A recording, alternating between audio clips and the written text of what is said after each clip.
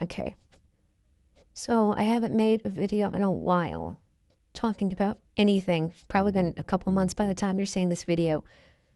But I have something in mind today as it relates to illustration and art, because I mostly just draw things. I want to call this artistry at the moment, not my intent.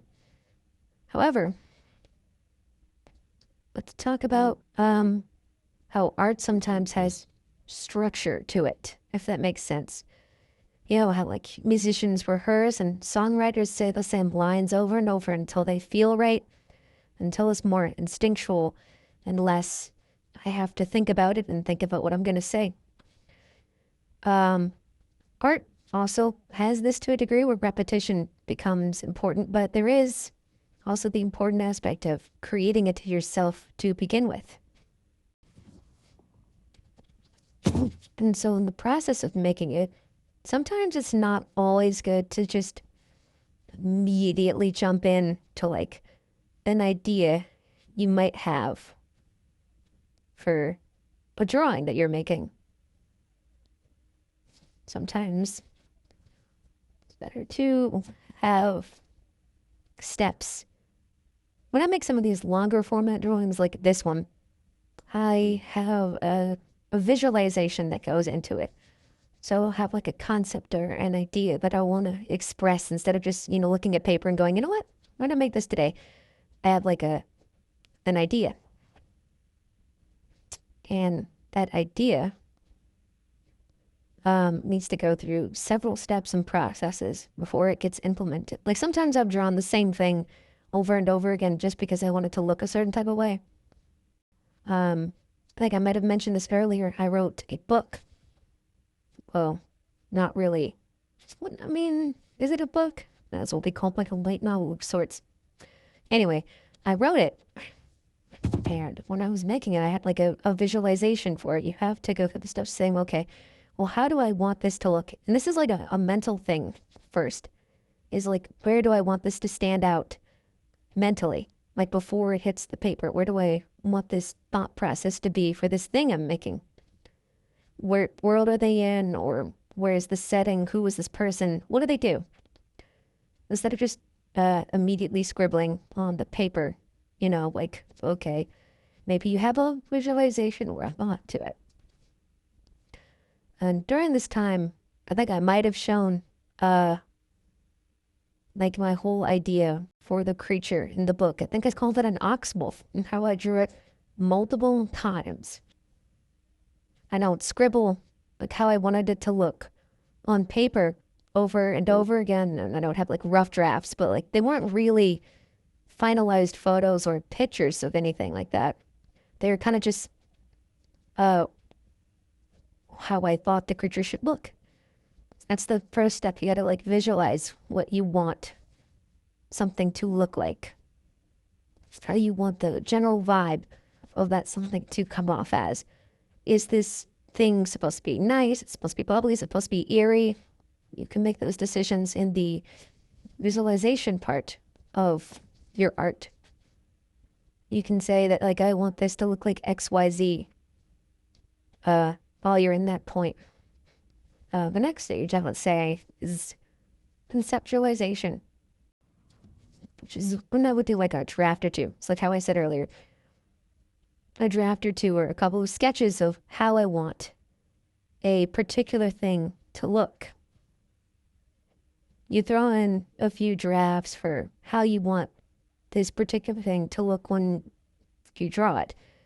Now, these are not finalizations. These are just to get kind of like a feel for the idea you've already put together.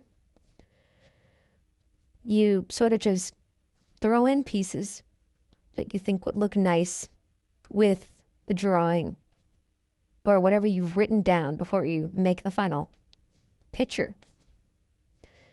And you look and see where you want to add things or take away. Maybe the idea you thought about didn't look as good as you thought it would. This picture here is not meant to be a throwaway, but it is like something that I didn't think too long about. This is not like a long-standing, I've repeatedly drawn these characters over and over. These are just kind of like random people that I thought about.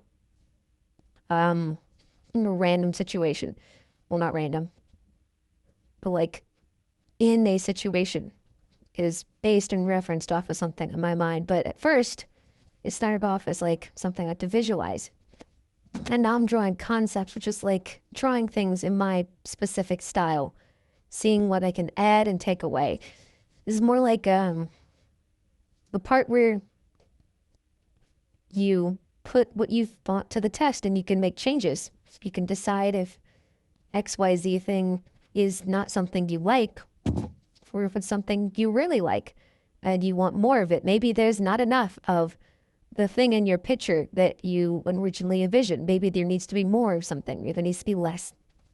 But you can figure that out through basic scribbles and drawings. They don't have to be long, detailed, attentive pieces like this one. Like I'm actually here in real time making this as I speak.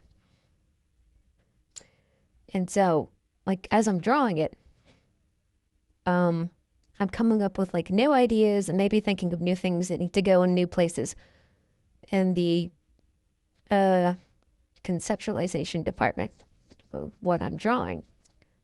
And you could draw these illustrations 2 to 3 times, 4 to 5 times, however many times you want to draw them, 6, 8 times.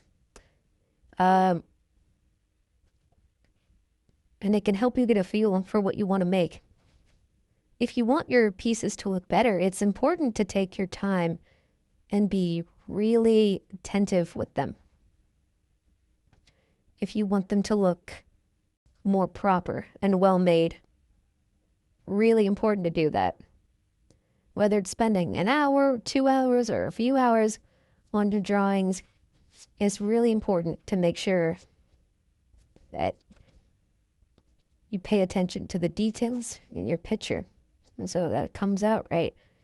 And it's okay to spend a considerable amount of time doing that. You don't have to draw things in 20 minutes. Not everything needs to be perfect either, but drawing things in 20 minutes is almost a guaranteed way that you're going to feel like you wasted paper and you're just utterly disappointed with your creation.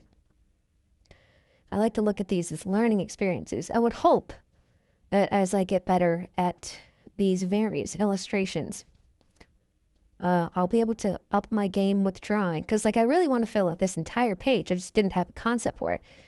And when I first got this sketchbook, I was kind of like in the visualization stage for a lot of things. It's like I knew what I wanted.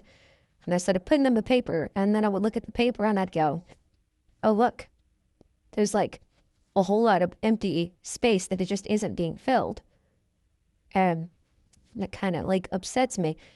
But of course, I want the focus to be on the characters that I've chosen to draw, as opposed to like, you know, the environments, because I wasn't able to think of complex environments, but I want to slowly shift into that. I mean, I got over, I think probably over 100 or at least over 70 sheets left, probably close to 80, that I can fix this little dilemma I'm experiencing with my work, where I don't know what goes where or how to make things more complex. And the final step is actualization of your artwork. It's when you put everything you've set into practice. You've done your redraws for something over and over again. You've added and you've removed details. You've really put together a style. And I guess like the thing I'm trying to say here is that I'm not necessarily teaching someone how to draw. That's not what this is. It is more of a kind of teaching someone how to develop a style and figure out what they like doing, what they're comfortable with, and what they don't want to do. Because there's a lot of things I could draw that I just don't want to draw. Like, I don't want to make that, or I don't want to draw this thing or that thing. Of course, not very conducive if I ever plan to make a career out of this, but that's not something I'm planning to go with. Because I don't want to draw pictures for other people. Although, I'm not putting it off the table. It's just not something I want to do. It's not something I hate the concept of. It's just not something that interests me. As far as art concerned, it's not something I want to look into. I don't know if I'll be able to finish this one before this video is over. But this is how I developed a style. I found out things I hate. Well, I looked at other styles that I really liked. That was the first thing. I looked at other styles that I really liked, and I said, I like this style, I like that style, I like how this style handles things, I like how that style handles things. I don't like what this style does, I don't like what that style does. And I slowly put together pieces of things that I really liked and the things I just did not like at all. As time went on, my style got more specific and more uniquely me. This is how it gets to that point where you can say you like something. Draw something over and over again until it reaches a point of acceptance where you are accepting the thing that you have decided to make. Of course, you won't accept everything that you decide to make. That's just normal. You want to get to a point where you like most of the things that you draw. And part of that is visualizing, conceptualizing, and actualizing, and repeating over and over until you're happy with it. And then sometimes maybe you're like, oh, I'm not happy with the style. Well, you know, I would stick to said illustration style for like maybe at least a month or 3. If you're like, okay, no matter what I draw in this style, I don't like it, then it might be time to switch. Some people don't like the animals that they draw in their style. They don't like how animals look. They might like how people look, but if your story or your reason for drawing is mostly about animals and you're like, oh, my animals don't look good for what I'm trying to make them look like, it might be a good idea to pivot or switch. Maybe your drawing styles is about people and focused on how people kind of handle their business. No, style that would still strategic. If your picture does not meet the needs that you require for the people you're drawing, again, might be good to pivot. Might be a good idea to change up what you're aiming for.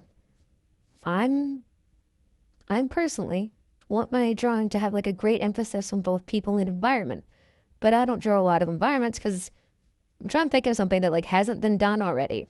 Of course, just because it's been done already doesn't mean you can't do it. That's not how that works. But I guess what I would like to say is that I want something that like when somebody shows a picture of it, they could say, yeah, that person definitely drew that. I don't want to have a lot of overlap with other people's creations because it can make them confuse mine for something that it's not. But anyway, I guess I'll call this video how to develop an art style. And if not that, at least be happy with your pictures. Yeah, that seems like a decent enough title. I'll probably finish drawing this and shading it later.